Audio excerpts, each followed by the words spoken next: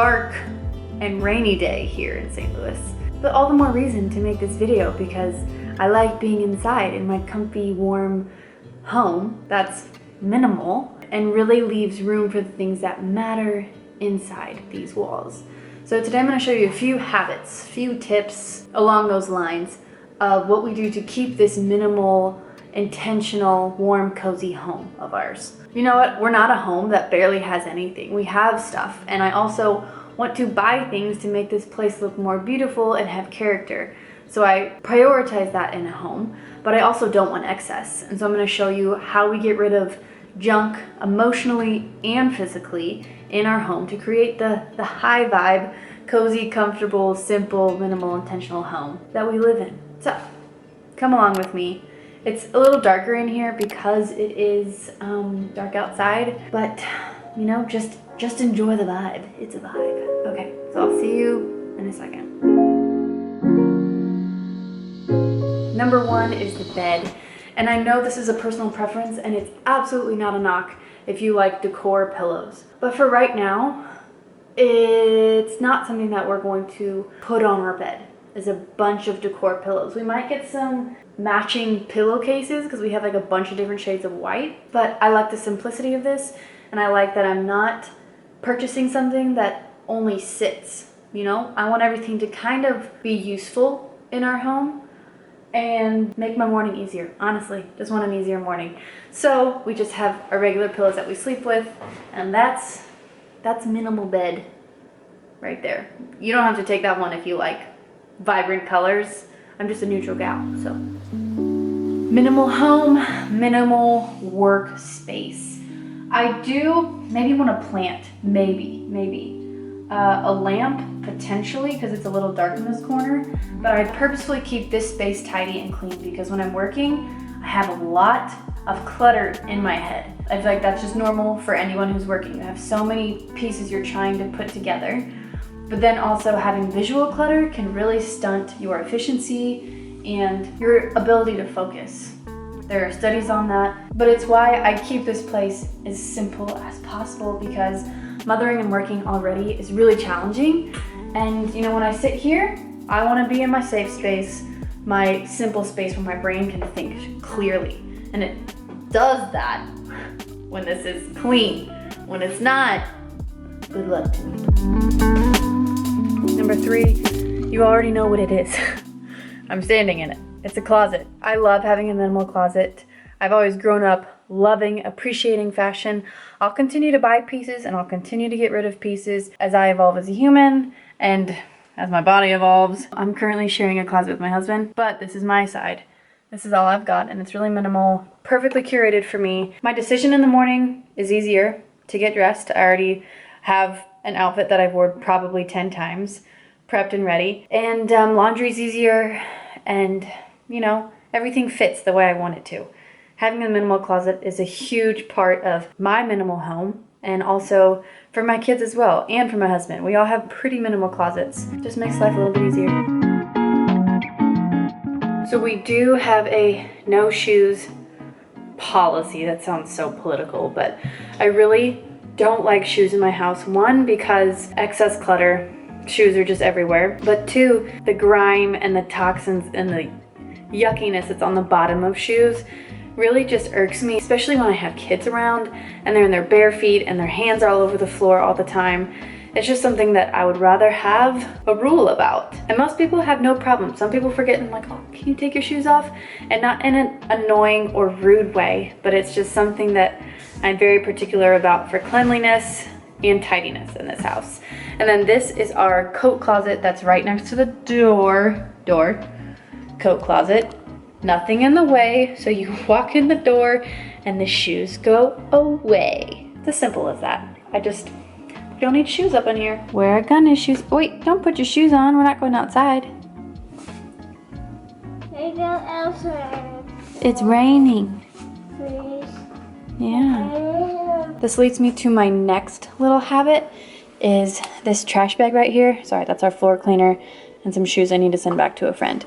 But this trash bag just always stays in this corner of the closet, and that's where all of our random donations or giveaway things that we find go here. That's something that I talk about often as like a tiny habit that you can do if you're wanting to simplify your home, is making sure you have a basket, a space, or a trash bag. Honestly, we have a trash bag for items that you want to give away instead of just leaving them there until you come back around. Because obviously, when do you ever come back around when you had that little thought run through your head? So I take it, put it in the trash bag, and then probably once every 2 weeks, we take this to a giveaway thrift store or send it to a sister. Honestly, I'm not doing it as much anymore because I've decluttered so much in this house, but it's really helpful. It's a good tool. Another thing that I love to keep super minimal in my home is my jewelry box. And I mean, you guys know I wear these earrings literally every single time because I wear them every single day. But I just added this beautiful gold Nordgreen watch to my collection, and it's just the most beautiful minimal style. It's a Scandinavian design, and they make them authentic and so simple. Like, if you want simplicity and elegance in the same watch, you know, you've got it right here. It's just so beautiful. You can also interchange these straps here. I have the brown leather as well. You know, having pieces that are simple as well as meaningful to you, like a watch that can be with you through so many beautiful moments of life, that's what I want to collect. I don't want fast jewelry and fast fashion. I want things that will last forever. And so that's why I added this piece, and I love it. I do have a link and a code for you guys if you're interested in this beautiful minimal design. They have tons of amazing options for men and women. So that's enough of my jewelry. On to the next thing. The next little habit is, and this might not work for everyone because we're just two toddlers, my husband and I, in this apartment, but we only have one laundry basket. We got this as a wedding gift. Oh, hi. Hi. We got this as a wedding gift, but it honestly, full transparency, I'm not the best at staying on top of laundry. I'm studying a new process. Hopefully I'll get better, but having one laundry bin helps me stay on top of it, not let it get so piled up. And it's literally all we need. I tried having two, but we never even used a second one. Oh, hi. So one laundry basket, another super simple, easy, you know, get rid of the excess clutter and just the clothes everywhere. Stay on top of your stuff. Okay, technology is my next one. If we want to make room for what matters, then draining and spending our time watching TV isn't at the top of the list. We're not a family that says absolutely no technology, but it's not at the top of our list. Weekdays, the boys don't watch any TV unless I have to take a call or it's an emergency and I have to like film something and I need it quiet. We watch on the weekends, and you know, my biggest concern isn't their brains are gonna get fried from the television, but it's, are we spending intentional quality time with our kids? Because that's what I want in our home. That's how I want them to grow up, is not in front of a television, although we still use it. So there's my spiel on TV. Okay, as for decor, this is like my favorite light. Let me just show you. It's dimmable. Got it from Target. And then I have like a throw here, some pillows there. If anyone has any recommendations of what to do on this wall, some people told me to get like a big canvas and put it there, but I'm not like tied to that decision yet. I do have this new piece of art here, and I'm thinking of getting maybe some sconces there and just doing the trick where you like put a pressable light inside so they don't have the wires coming down. So we definitely will be adding stuff to our walls. I don't really like the look of a super minimal, bland home. I've lived in them because of all the apartments we've lived in. I want to bring some character in here, and not excess, but I definitely want to make it cozy and make it part of us, because the home is your safe space, and I want this to be cozy, warm, and welcoming. It already is our safe space, but in time it'll be our safe space with touches of us in it. So, on to the next thing. Another habit of mine is to say this phrase and live by this phrase, is that everything in this house has a home. Everything has a place to be, and you know, that's where it belongs. If it's somewhere else, then we'll put it back.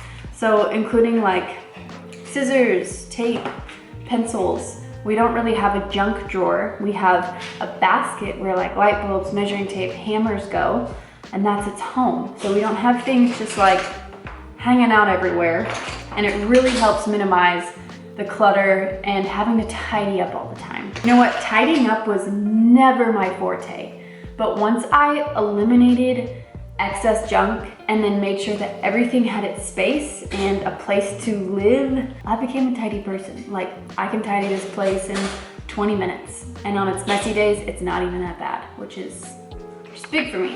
If you knew where I started. Okay, so I've talked about pretty much the physical things that I do in this house to create a minimal and a safe space, and one that's full of intention. A few other things that I think are worth mentioning are things that I do for emotional minimalism or emotional intentionalism, simplicity for the people in our home. I'll just start by naming a few that we're intentional about in our home. And it's serving without expecting anything in return, because you can carry so much baggage if you are expecting people to do something back for you, especially in the home and especially as the homemaker. So that's essential for me to process and reflect on often. The other thing is to always welcome people into our house, regardless of whether it looks perfect or if it's a little messy, but to welcome people to live with us and to live this life regardless of what you think perfection looks like. And that's been really fun to explore, because there's no way I can be perfect all the time, and people come through this door often. So I like to keep it honest and transparent, the same way I keep it with you guys. And then the last thing is to make sure we're letting people feel what they need to feel. It's more of like an intentional understanding of each person in this home. For toddlers, you know, if they don't feel well, that's okay. I'm not gonna be the one to force them to feel well. For Tate, minimalism didn't come naturally for him like it did for me. So forcing him to do that never worked. But it's just understanding where people are, always being able to apologize and to forgive, things like that. If you're interested in more of, you know, the emotional side of things, let me know. But we are gonna do an anxiety talk really, really soon, so I'm excited for that. And, you know, more to come in this new space. I'm definitely gonna work on the lighting in here. I think it needs some zhuzhing. But thanks for hanging out with me in this solemn rainy day. Hope it gives you a few things to focus on in your home, to maybe put into practice. And I'll see you guys soon.